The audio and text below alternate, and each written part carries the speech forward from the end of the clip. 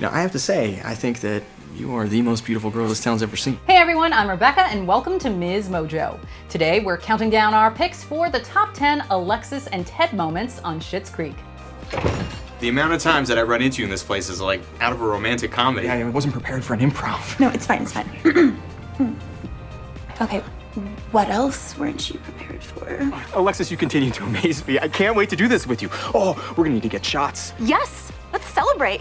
For this list, we're looking at the cutest, funniest, and most meaningful moments from Ted and Alexis's long-running relationship. So, which moment had you rooting for these two? Be sure to let us know in the comments. Boop. Let's get into it. Number 10, middle name.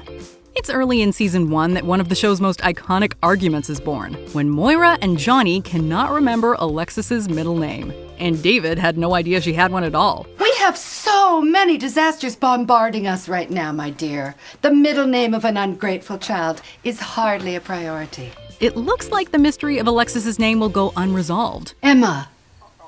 Your middle name is Emma. Is it? Until the season finale, that is, when Ted ends up popping the question after only a few weeks of dating. Alexis Claire Rose, will you marry me? Though this proposal doesn't exactly end well for him, he does use her full name when he asks. It goes to show just how well Ted knows Alexis, even when they'd only been in each other's lives for a handful of episodes.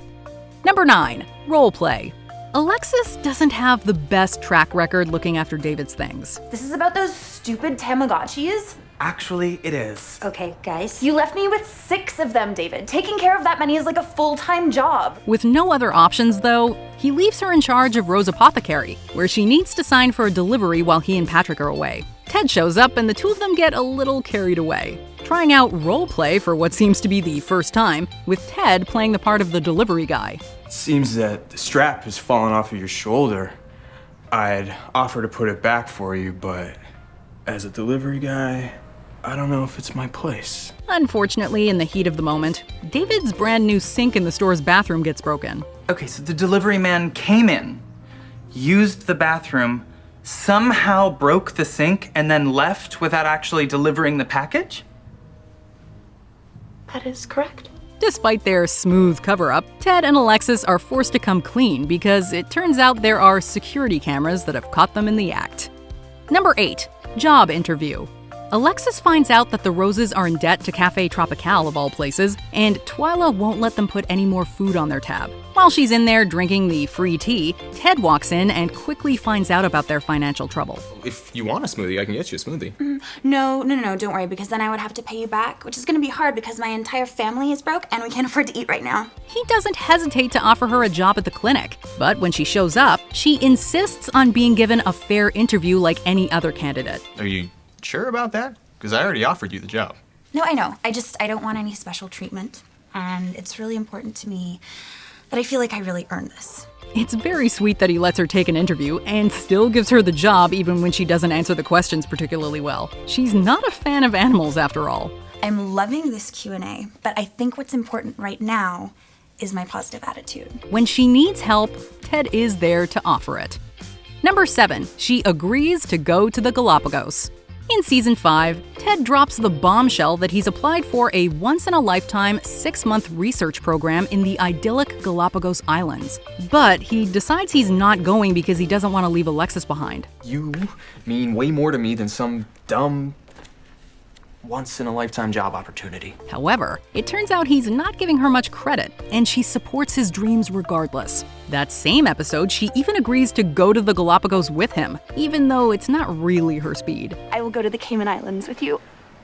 Do you mean the Galapagos? Get wherever the turtles are. Are you sure? No, but yes. In the end, she doesn't actually join him on the trip because she can't leave her family behind. But their farewell in the season finale was definitely memorable. Excuse me, everybody. It's time for Ted to Galapago now. If anything, Ted loves Alexis more for her embrace of cheesy wordplay. Number 6, drunk Ted. Patrick has just moved into a new place and is having a housewarming get-together with a high school slumber party theme. I was thinking we could go as Hef, R.I.P., and a Playboy bunny. This means plenty of teenage drinking games like Never Have I Ever and Spin the Bottle. Initially, it seems like Ted's gonna be a no-show because he's snowed under at work. But he doesn't let Alexis down and shows up having already drunk all the leftover booze in his apartment. After you used all of my booze for your punch, the only alcohol left in my fridge was a few of your rum raspberry coconut coolers, so I just polished them off and... Though she's not too happy about the way Spin the Bottle goes, drunk Ted is hilarious. Especially when he starts calling everybody big guy, including Alexis. The night ends with him doing an uncanny impression of her and her catchphrase. Ew, ew, ew, ew, ew, ew. Ew, ew, ew, ew. That's you. Number 5, comforting a client. It's Alexis's first day on the job as Ted's new receptionist, and it doesn't go smoothly right away. First, she hates the fact she has to wear bright blue scrubs. Second, she shows up late. And third, she has absolutely no experience. There is more to the job than just keeping customers happy. All right, this is a place of business, and right now there are clients waiting to talk to me. Are you sure that you're cut out for this? But she comes into her own at the end of the day when the cat of one of Ted's elderly clients has died. She may be new to the office life, but it turns out that Alexis is actually a pro when it comes to comforting people in need. With Doris devastated over the loss of her cat, Alexis is there to help her find the silver lining. The upside, is that Albert from down the hall can now come over for dinner without worrying about his allergies threatening his life. Hey, I think it's time that we find you a new love of your life. The pride on Ted's face says it all. I have to say that I'm impressed.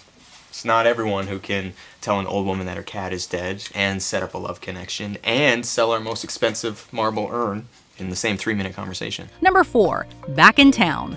In a rough patch for the couple, Alexis has to break up with Ted because she cheated on him with Mutt and wants to see how that relationship develops. So that does mean that I don't think that I can accept your proposal. Yeah, no, I pieced that part together. Ted ends up going on their honeymoon on his own and does a lot of soul searching. He's absent for a chunk of season 2, but in the 8th episode, a charismatic stranger on a motorcycle rolls into Schitt's Creek right next to Alexis. Surprise, surprise, it is Ted with a new bike, a new haircut, and a new sense of style. I've been working out a bit and traveling. Hit the beach pretty hard for a few weeks, and boy, did it hit me back. He's more confident than we've ever seen him, and now it's down to Alexis to win him back after she broke his heart. It's great to see you, Alexis.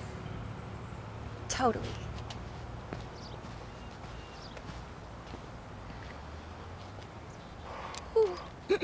Number 3, graduation. Though Alexis had a lot of growing up to do after arriving in town, Ted was there to support her from the moment they met each other. That never changes. And in season 3, she's finally able to graduate high school having gone back and earned her diploma. Alexis, you've worked very hard. And now that you've done this, the world is going to open up wide for you. When she finds out she's passed, she and Ted accidentally kiss, and things get a little awkward. There's also the fact that he gives her an expensive pencil that looks like a stick as a congratulations gift. I will definitely try to use this. It looks very delicate. But when she thinks her family didn't come to her grad ceremony, Ted is there for her once again in one of the entire show's most heartfelt scenes. I'm really glad you're here. Me too. Number 2, Singles Week. It was clear back in season 2 that Alexis was catching feelings for Ted again. Late in season 4, she finally had to speak her mind, even though he was still seeing Heather. I'm in love with you. And I know I really don't have any right to say that to you. And also, I know you're in a relationship. And I'm happy for you. I really am. I just feel like if I didn't tell you how I felt, I would literally go insane. Her confession comes with no strings attached, and Ted doesn't know how to respond on the spot. But he does break up with Heather. And then, thankfully, David steps in on Alexis's behalf, giving Ted a little insight into her honest feelings. I know that she is different now.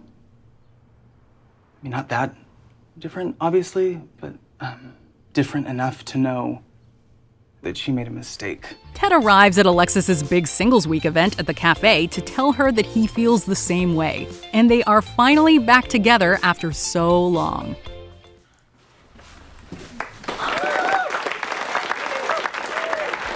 As much as you were cheering for our number 2 entry, you will be tearing at our number 1 entry, if you're anything like me anyway. So let's look through some honorable mentions, and then we will name our top Alexis and Ted moment.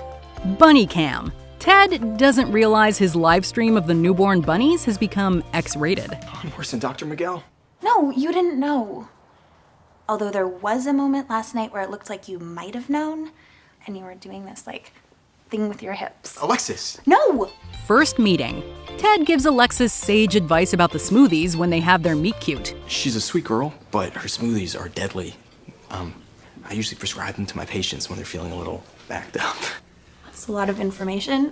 I'm kidding. I'm actually not. I've absolutely done that. Lice. Alexis picks up lice at school, and Ted's there to give her a treatment. Speaking of Thailand, I think this is probably the most intimate thing I've ever done with an employee. Speaking of Thailand, I think we've done a few more intimate things than this. I meant while they were an employee. Not that I'd do this for anyone else. Boop. They boop each other's noses through the screen during a virtual date. I'm just, like, so happy to see your face. Me too.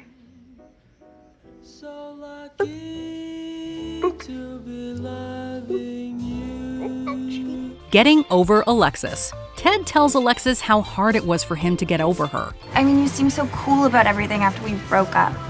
It's almost annoying. Cool. Alexis, I couldn't stop crying.